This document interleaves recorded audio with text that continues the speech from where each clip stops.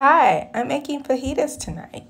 So this is really a very simple recipe. You're going to use about a half a cup of red and green bell pepper, a quarter cup of cilantro, and an eighth of a cup of red and white onion. Next, I'm going to use street taco shells, the flour tortillas, the very small ones, and I'm using two chopped chicken thighs and 2 cloves of chopped garlic.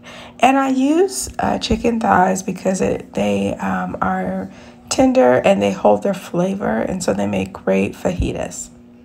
Now I'm adding black pepper and onion powder, as well as some chili powder to it, and this is all to taste, so it's really just your preference how much you use. I do have about a teaspoon of salt here, and then I'm also adding garlic powder and to round it all up. I forgot to mention that I actually use an eighth of a cup of celery in this too, chopped finely.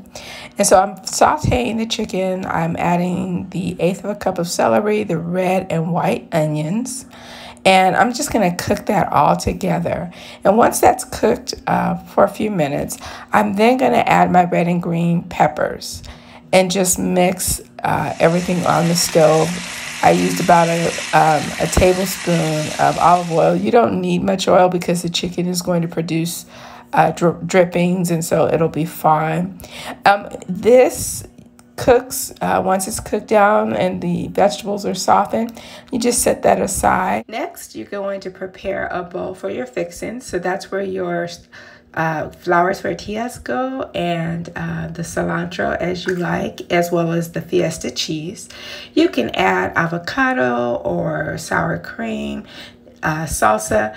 It's just whatever you like to top your fajitas. And this takes about 10 minutes, and it's perfect for a weeknight meal.